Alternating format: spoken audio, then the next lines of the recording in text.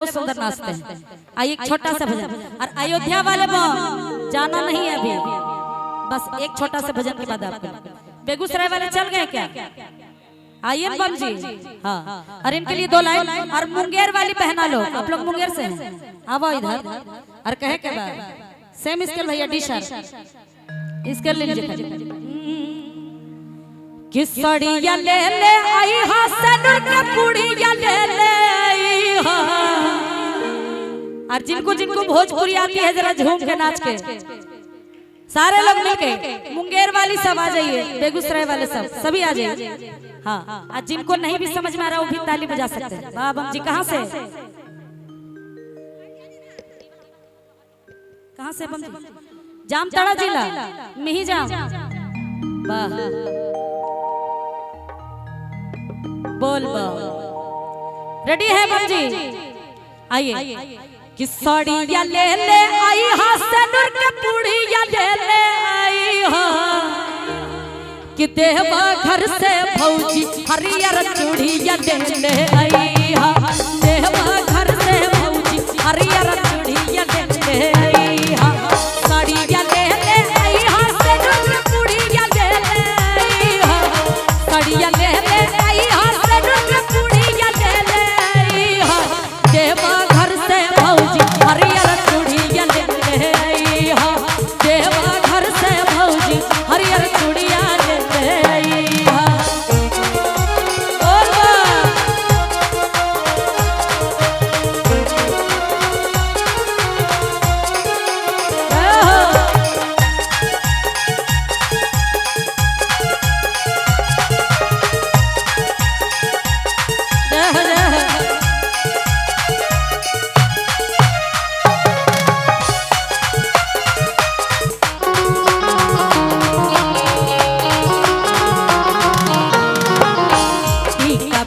कुलिया ले ले आई हो कान बोलिया।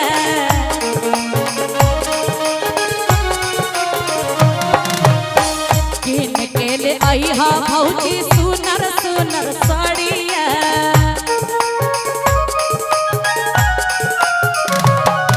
अरे गेरुआ रंगा बांध के मोटरिया ले ले आई हो। गेरुआ रंगा बांध के मोटरिया ले ले आई हो। अयोध्या वाले बम थक गए क्या? बम राम जी का गाएंगे इस भजन के बाद। इधर आइए पहले बम जी। देवघर से चूड़ी लेके आइएगा, ठीक है? कि देवघर से पियावा हरियर चूड़िया ले ले आई हा। देवघर से पियावा हरियर चूड़िया ले ले आई हा।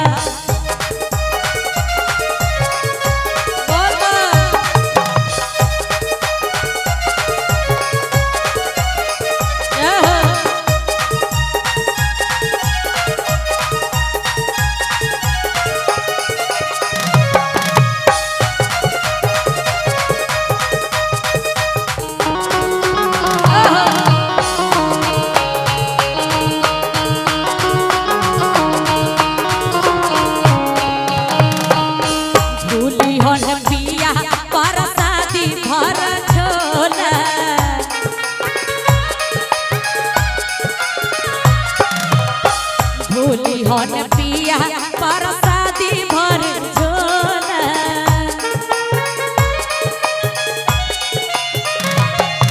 अरे गोलू बिट्टू लेडीज वाला घड़िया ले ले आई हा। गोलू बिट्टू लेडीज वाला घड़िया ले ले आई हा। देवा घर से पियावा हरियर चूड़िया ले ले आई हा।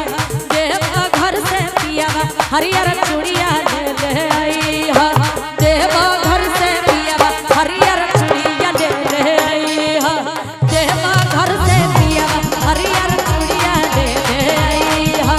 देवा घर से पियावा हरियर चूड़िया ले ले आई हा। देवा घर से पियावा हरियर चूड़िया ले ले आई हा। देवा घर से पियावा हरियर चूड़िया ले ले आई हा। बोल बम, थोड़ा सा इधर साइड हो जाइए बम।